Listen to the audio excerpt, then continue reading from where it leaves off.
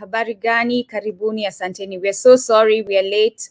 I wanted to bring my brother Kuru.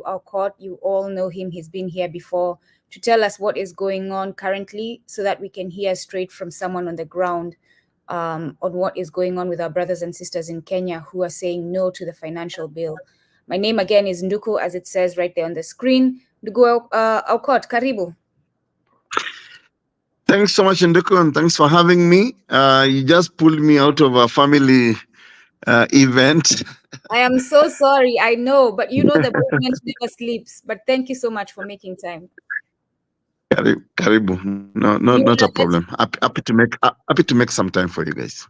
Thank you, and then we'll let you go back. Do you want to let the audience know who you are, Kuru? Tafadhali. Okay, so my name is Kuru Aukot. I'm son of a nomad from a place called Kapedo in Turkana. I'm also a lawyer, a constitutional lawyer actually. And I don't know, trying to be a politician, but the politics in Kenya is become a little bit difficult. So I'm the party leader of Third Way Alliance Kenya, that it was championing a bit of transformational change. And yeah, in a nutshell, that's who I am, unless there are questions. Asante. So we want to know what's going on. I guess let's start with, why are the youth, and I'm saying youth, vijana, instead of saying Gen Z, because I'll let you know a quick story. Yesterday, I was talking to my mother, and my mother was telling me, my mother happens to be a faithful Christian. She was telling me they had seen this coming. They had been shown in their prayers and their gatherings, this coming. And they thought it was going to be Mogiki or something. So you see, now she's insinuating they thought it was going to be a gang who were going to be protesting. And she said, but they found out it's called Gen Z. I said, Ma'am, Gen Z is just a term. It's not a gang. So to educate our people back at home who don't know what Gen Z is, let me just let you know. This is a term coming from Western culture. They like to name their generations. It just means Generation Z. And they have, I am apparently a millennial. They have Generation X. It means nothing. Let us stick to our own languages. Ni vijana. So, Ndugu Aukot, what are the vijana? Why are they on the streets? Why are they upset? Why are they protesting? So I'll put it very simply, Nduku, that I am so proud that these are our children. And I believe this is the succession planning in the making. For the longest time, protest, maandamano was associated with certain political parties and certain individuals. For example, Raila has been probably the face of demonstrations in Kenya, maandamano. But what is inspiring me, even as a parent, is the fact that people who are the age of my children are actually now taking the street to say, we are taking over, we are dissatisfied. I don't know, it could be an indictment on us that as parents, did we do enough to try and save Kenya, to try and prepare our country for the current situation? So it's a beautiful story which is unfolding in my view. And I do believe that this is good for Kenya going forward, because the revolutions are led by certain generations. For example, I consulted for the Tunisian constitution making process. And I remember asking Tunisian people, so how did we get here? So the story of Mohamed Bouazizi, a fruit vendor, became so apparent. So he got so tired of being harassed by what is an equivalent of our Kanjo Askaris. Yeah. And he decided, you know what, I've had enough of this nonsense. And so yesterday, for example, I was in a space, Twitter space, I mean X space, attended by about 45,000 Kenyans. Yeah. And you can't believe the language young people were using in that space. Some of the government officials were there, and all they were saying, F you, so and so, F you, Yeah. so and so. You know, so I'm thinking it is actually a preparation for us as parents, probably to retire honorably and allow our children to take over the better governance of our country. And this takes me back to, say, our own traditional and cultural uh, our own cultural center, culture as a people. Because in traditional Africa, the older people will retire, they Yes. become the wise people, and allow a younger generation to govern or to rule, to look after the society.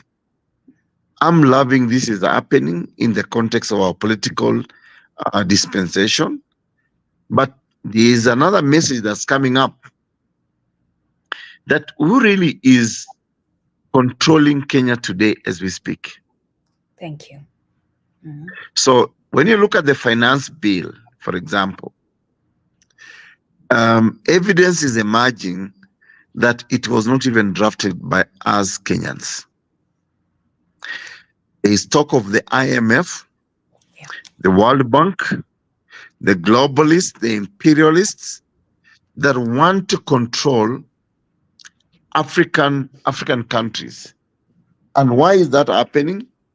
That is happening because of a weak political leadership in our countries. So the globalists will always exploit a weak African leader. And we need to go back to history. Let's look at, for example, what happened to Patrice Lumumba in Burkina Faso, you know, and many, many other countries. You mean So, Patrice in Congo and what's his I name? mean, And in Congo, right? And Thomas Sankara in Burkina Faso. Yeah.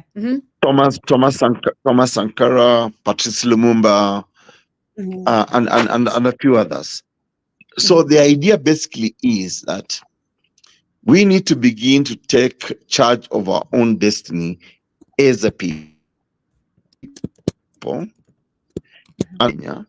Is that our children, a younger generation, whether you call them Gen Zs or millennial or whatever the case may be, are actually taking charge. And for me, as a lawyer, I'm thinking, I'm so happy with what's happening, because I could easily retreat back. So I love We're what's having trouble with your happening. connection. Yeah. Hopefully you don't get disconnected. Can you hear me? Yes, I can hear you. I can hear you. All right. Nduko. Continue. You're back on. All right. Continue. So I was saying that I'm loving what is happening in our context, because our children and our younger generation are actually taking charge. This is the true meaning and definition of succession planning, as it was in our traditional African society. And to your theme, reclaiming back our narrative. Yes. We need to go back to that, where we as the older generation would retire and allow our children to take over and look after society. We can only be advisors. In fact, 3 days ago, just before the Thursday demonstration, so I had a meeting with about 10 Gen Zs. They're asking me, Kuru, why are you not coming out to the street? I told them, no, I will not come to the streets. Mhm. I want you guys to be the face of this change. Yeah. But if you want my guidance, my advice, I am here to advise you. At the right time, we will step in. And that's why, for example, myself and a few other parents, we issued a statement. I don't know whether you saw it today I from about haven't. 11, whereas it's on social media. So it's on Twitter. Mhm. It was posted by Kabando, the Okay. former MP for Mukoroini Wanyagadanga. Okay. And what we said is, we will love our children to take the lead on what's happening. But should you touch our children, Mhm. as a father, I will not sit and wait. I mean, I'm on the 5th floor right now as we speak. There's nothing that I fear. The only thing standing between me and life is death. Yeah. And that thing comes anytime.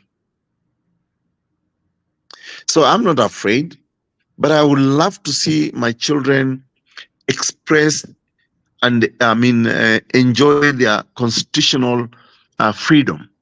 Mhm. But if you, as a parent, just because you may be the leader in this country, touch on my children, I will definitely step in. But So I'm satisfied with what our kids are doing right now. yeah. But also as a lawyer, another thing you can do is coordinate the legal side of this where you're helping get them released because I hear they're arresting a lot of them.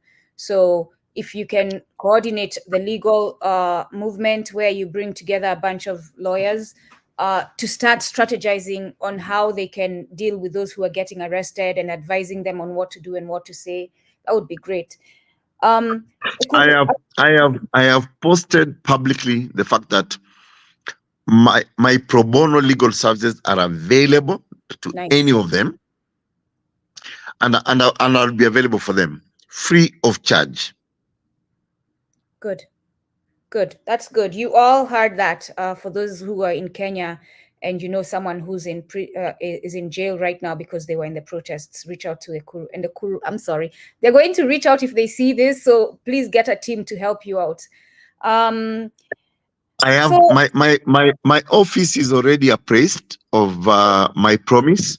good. So reach out to me.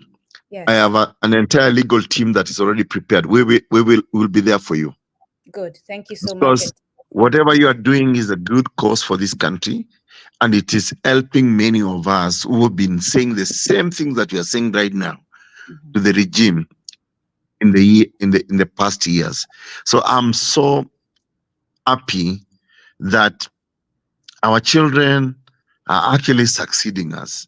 This is Yes. beautiful. Yes.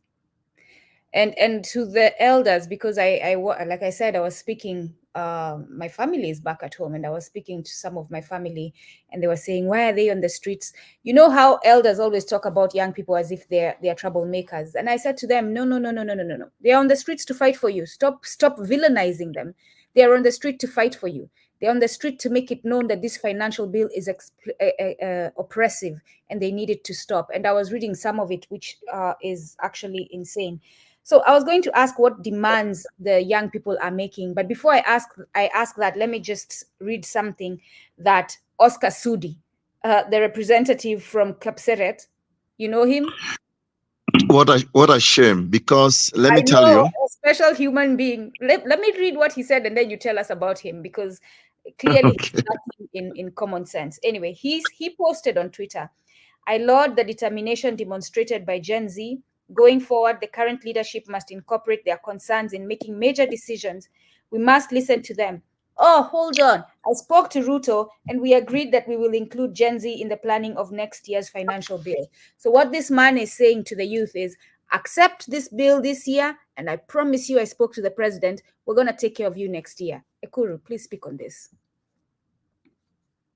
Why should Kenyans honestly even believe any other promise from President William Ruto, and especially from fools like Oscar Sudi?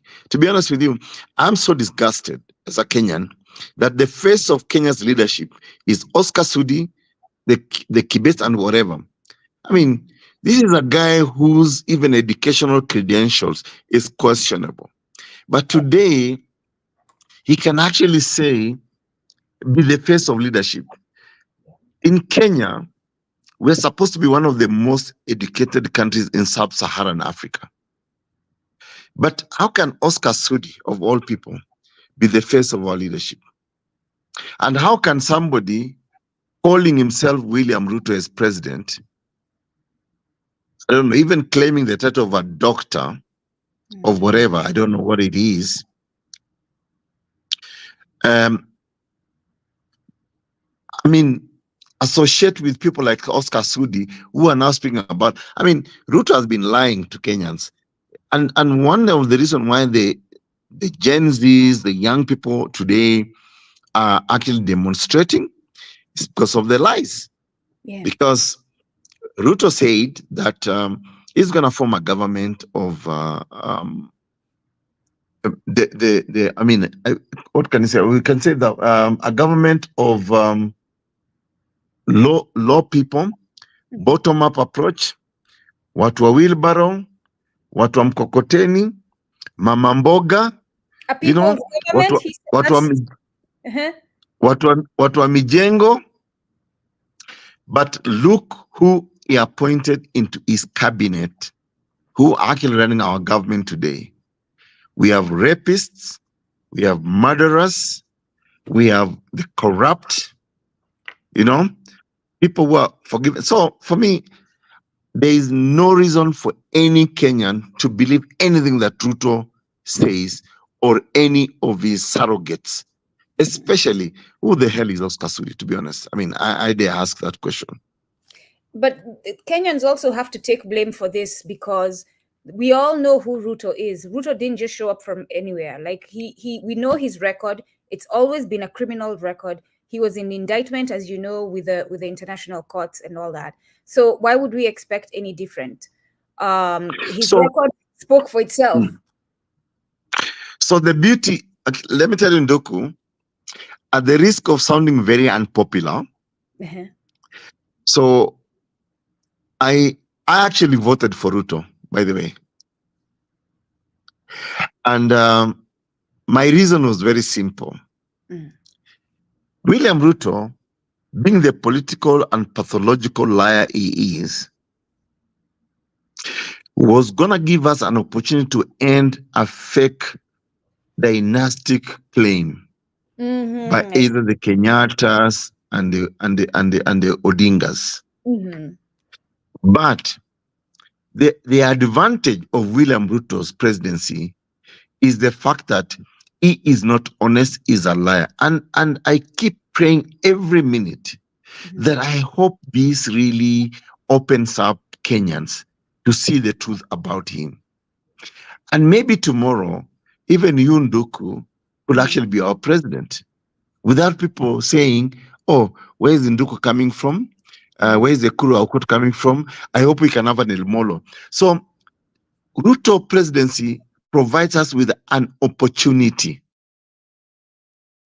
to change our mindset and to say, here is a guy who said that, he used to sell, I don't know, chicken or whatever narrative he sold. But so what? Now we have given you a chance as one of our own. So how is it that now you're actually not helping us? You're not fixing our problem. It is clear IMF, World Bank, the US has taken you as hostage. So who actually is in charge of Kenya? I think that's the question we should be asking. Who is in charge of Kenya today as we speak?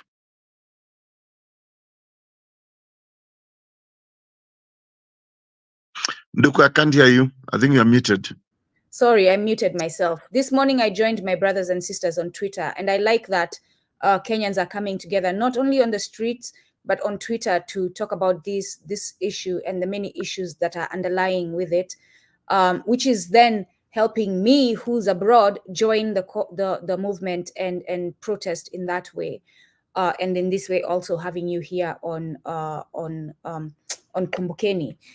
The one thing I saw, and this one was posted by Francis Gaido, was apparently one of the things that they are doing is they're going to change land ownership. I know they say it's in the urban area, but that's how colonization starts, right? It starts with one section, and then before you know it, your whole country is taken over. So apparently they are saying that the usual practice in Nsi Ubuntu in Africa, where we all know when you buy land, that's your land until you either sell it or you die or you give it on to another generation, but it remains in your family. Apparently that's going to change and they're going to start lease land ownership. Is this true, Kuru? So that issue was already settled if you read the Constitution of Kenya, Chapter 5 on land and environment. It was already settled. So the issue of land ownership is clearly stipulated in our Constitution. We reduced for example, the 999 leasehold to 999, especially for foreigners. But there is still a provision for what you call leasehold in terms of permanently you can own your land. Yeah. But for foreigners, there's a bit of restrictions. And then I remember when we were doing the Constitution, the British strongly opposed our Constitution, especially Chapter 5. Please talk Why? about Because they owned most of the land in Kenya. So what were they saying in opposition? So, and first of all, hold on, Ekuru, real quick. I was recently watching the show The Crown, which is based on, it's a true story about the events that have happened in the monarchy of the UK. And I remember there's a part where in Georgia, the Argentinians want their land back, and Britain is saying they're trespassing. So this is a colonial entity, and now we have sovereignty. We're supposed to have sovereignty, and they're saying you cannot have your law like this. We want you to change it like that. Please explain this. What did they say when you wrote the? And first of all, Kuru, why are you taking the constitution to the UK to even give an opinion? What is going on there? So, okay. First of all, we never took our constitution to the UK. In fact, if we go back to the Lancaster Conference in the 1961, 1962, before we became independent as a country, our constitution was written somewhere in Lancaster House Conference in London. But and Kenyans never participated in it. You're talking about the constitution for our liberation. The independent constitution. Go on, please. Okay. So I am lucky to have been in the team that wrote the current Kenya's constitution. I'm still sorry. And I'm still in my head. We went to the people. Yeah, go on. So we went to the people, and the people told us what they want. And that is exactly the reflection you see in today's Kenya's constitution, especially on matters land. Because if you recall, the agitation for our independence before 1963 was based on the question of land, because the colonialists had come to Kenya and occupied what they are calling highlands, white islands. Basically the prime lands in Kenya, and ends the Mau movement that tried to kick them out of Kenya. So when we were doing the Constitution 2010, Kenyans wanted, how do we take charge? I can see what you're displaying. Yes, anyone please, this is a good, as the Kuru continues to read, to speak, rather, grab this book. I'm going to put the title in the chat. Go on, Kuru, sorry. Thanks. So one of the most contentious issues in our constitution making process was the question of land. And the question then became, how is it that foreigners can own Kenya's land for almost 1,000 years? The leasehold was about 999 years. So that we reduced to 99 years. Okay. But a Kenyan living wherever they may live can have what you call a fee simple. Owning like, you don't have a time frame for owning your land. Yeah. So we have corrected all that. And I want to urge Kenyans or whoever is listening to this show, take time, read chapter 5, Land and Environment of our 2010 Constitution. It's a very short chapter, very straightforward. Give Our that Constitution was written. That title one more Yeah. time. Give the title one more time, please. It's called Land and Environment, chapter 5 of the Constitution of Kenya 2010, Land and Environment. Okay, and it's a very short chapter. And I will urge Kenyans who are listening. The way we wrote this 2010 Constitution, we employed what we call simple English. We removed the legalese. So you will never see obiter dicta or whatever the case may be. You will just read it in simple language and you will understand it. So all that is explained in chapter 5 of our Constitution. Nduku, I'd asked you, I can only afford 30 minutes because I have to drive my family out of the club. Yes, and I thank you for that. But unless there is a burning question, tell me. The one question I'm going to ask is, what are the demands? That's the one we lost. What are the youth demanding currently? What are they demanding? Simple. I'll put it very simply. The youth of Kenya are basically asking for better governance. And that better governance is about transformational leadership that's actually reflective of their concerns as a group, as a people. Of course, they want end to corruption. They want declaration of certain things. For example, national debt. What are we owing? William Ruto's government has borrowed so much within a very short time. What is there to show for it?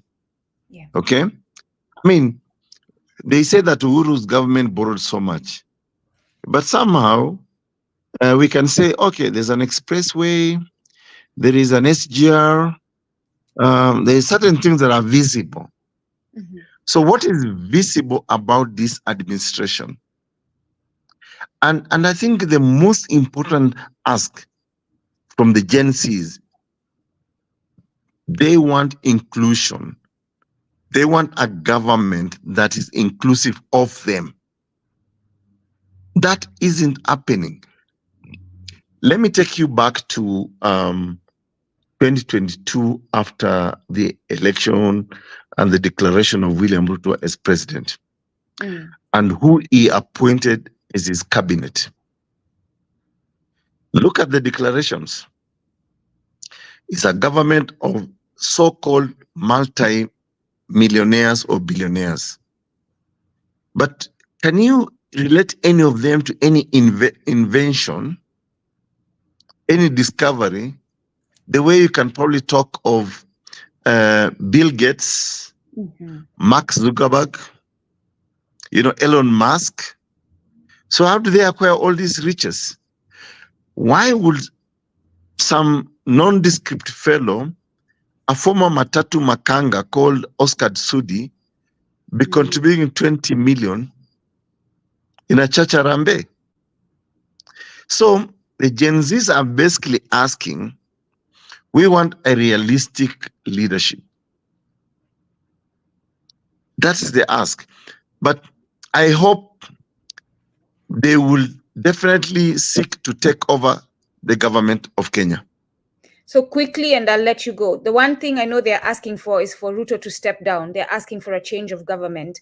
Being that you wrote the constitution, do they have an avenue to do that through the Kenyan constitution?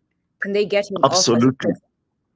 Absolutely. Article 1 of the Kenya Constitution says that all sovereign power and authority vests in the people, that they can exercise it directly or indirectly through their elected representatives. That means the people are actually the employers of the leadership.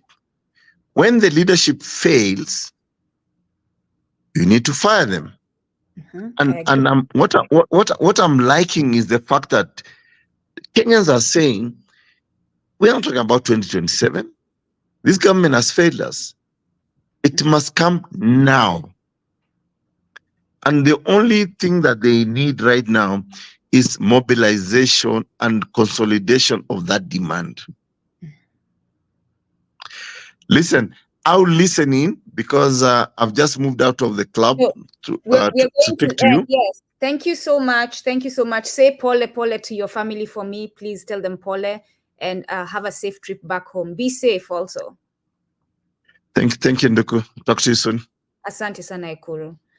All right, everyone. So you've heard what our brother in Kenya, Dr. Ekuru Aukot, just said.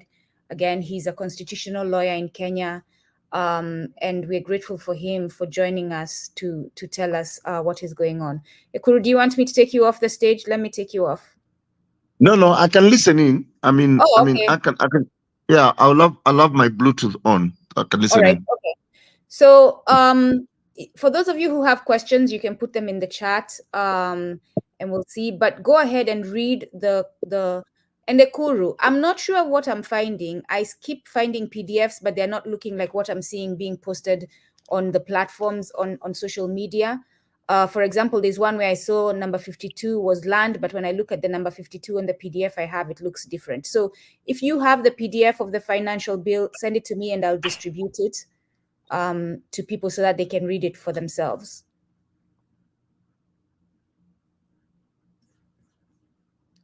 I don't know if you heard me, Kuru. Yeah. So please send us that bill. For those of you who are with us today, thank you so much. I'll do that for you anytime. Thank you. Thank you so much. Yeah, send us the PDF and we'll distribute it. Those of you who are on Twitter, the rooms are open. There's a few of them open actually right now. They're still talking about what is going on. Sorry, say that one more time.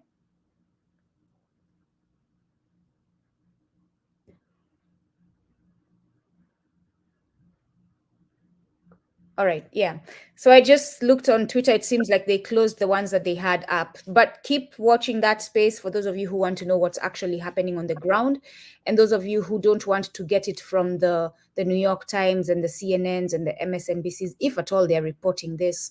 So if you want to get it directly from those who are organizing the protests on the ground, Twitter has been hosting different rooms from the different groups.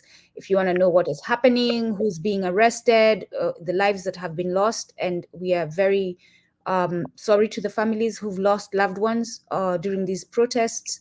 Our condolences to you, and our honor to the spirits who have been lost in these protests for being brave and for speaking up, speaking truth to power and getting out and risking their own well-being for the sake of the collective, which is really what liberation is. So once I get that financial bill from Ekuru and we know it's the right one, I will distribute it to you. If you're interested, reach out to us, Kumbukeni1@gmail.com, or all the other spaces where I am, or you can comment on this video once it posts, because I check the comments and I respond pretty oftenly. So if you have any questions, ask there. And if you're interested in getting the PDF for the financial bill, the Kenyan Financial Bill 2024, please let me know. Why am I saying this is a bill that is influenced by the United States? And you all had Ekuru saying that they have, there's some evidence that is showing that this wasn't even drafted by Kenyans. I'm putting two and two together is what I'm doing. I have been reading it and it reads very much like United States law. How do I know that? Because I live in the United States and I have read United States law and I actually took classes about United States law. So I'm seeing a lot of replication of things that are in this society being taken on there. And the only way that could happen is if the United States is telling them, you need to do this, you need to do that, you need to do this. And this land ownership is one of them. The changes on business and taxation is huge. That is also one of the things. I know Ekuru, when you were running for president, apparently at one point you were told you couldn't run anymore because it was only 2 parties allowed. That is very much the stamp of the United States. So why am I bringing this up? I'm bringing this up for the brothers and sisters abroad in the United States. Both the immigrants, as they call us, and the descendants of enslaved Africans in these lands, you need to reach out to your congressmen and give them fire.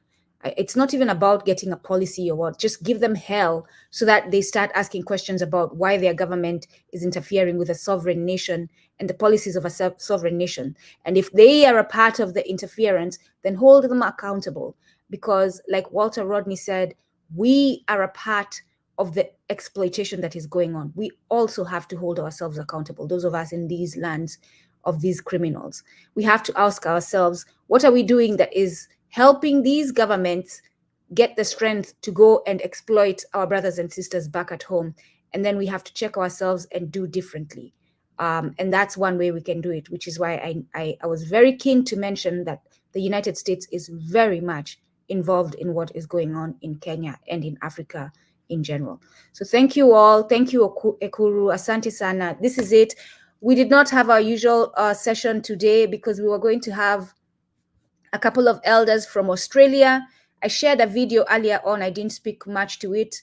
One of the sisters there was raided her own home. I think it was this morning or yesterday. They forced themselves in and they claimed there was a law that allowed them to come in without a warrant, which we're still looking into that law. We're going to be reading it to see exactly where it says that. And also to show that Australia is a colonial state, and this thing we are calling a liberation movement, we cannot just limit it to borders. It has to go beyond borders, because you kill it in the United States, it's going to rear its ugly head in Australia. You kill it in the United States and you don't deal with it elsewhere, it's going to show up in Kenya, as you all see. So it must be something that is eliminated globally, the system of exploitation. Ekuru, I don't know if you want to say one more thing before we go, but I thank you very much for taking time out of your family. So Nduku, I mean, my sincere apologies. I have to leave, but I like this conversation, and I'm really hoping that we can continue it going forward. And I mean, there's Africa is rising, and what I like about Africa rising is the fact that it's rising with a lot of pain and attitude. I don't like coup d'etats, but I like what's happening in Francophone Africa, and especially in Burkina Faso, what President Ibrahim Traore is doing. He's making certain messaging that end imperialism, don't steal our resources. And I think that is the message that Africa really needs to think about going forward. But thanks for having me on the show. I need to drop my girls home right now. All right, thank you. Reach out to your brothers and sisters there who are coordinating the protests and everything. Let me know if you all want to come on and we can have a full length conversation on Sunday next week. Cheers, Nduku. Hi, asante. Have a good night. All right, everyone. Have a good Sunday. Thank you so much for joining us. Again, you can reach us on kumbukeni1@gmail.com. Those of you who are connected with me directly, you can reach me directly, or you can leave comments on the video once it goes up. I usually check those and respond to them constantly. And for those of you who are on LinkedIn, you can also message me there on the DMs. Asante sana, siku njema, kwaherini. And let's keep our brothers and sisters in mind back in Kenya, so that they can be safe. And for those of you who can help, I am getting requests like, send us money for water, send us money for this. Again, follow those groups on Twitter. If you want to know what those groups are, ask me and I'll let you know. But when you click Twitter, especially if you're following some of these people, so follow Ekuru, follow, I'll give you another name for someone to follow on Twitter, and that way you'll get alerted when they go up. These are the people who are hosting. So let me quickly get you those names so that you can follow them, and then you'll get alerted when they go up.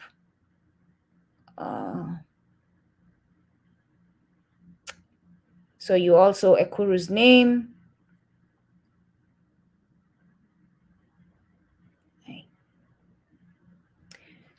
This is someone else you need to follow, Milani 254. Just Milani 254.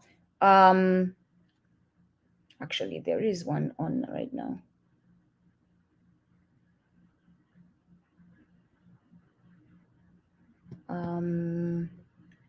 Sorry about that. And Francis Gaido, right? Francis Gaido. So in these gatherings, they're inviting economists in Kenya and people who know what they're talking about, and they're all sharing there. As Kuru shared yesterday, they had one where these government officials were there and the youth were not hearing it, right? They were shutting them down. So this is a way for you to get involved, to see what they need, to get in touch with them directly and see how you can help in what is going on in Kenya. Asanteni sana, siku njema. Kwaherini.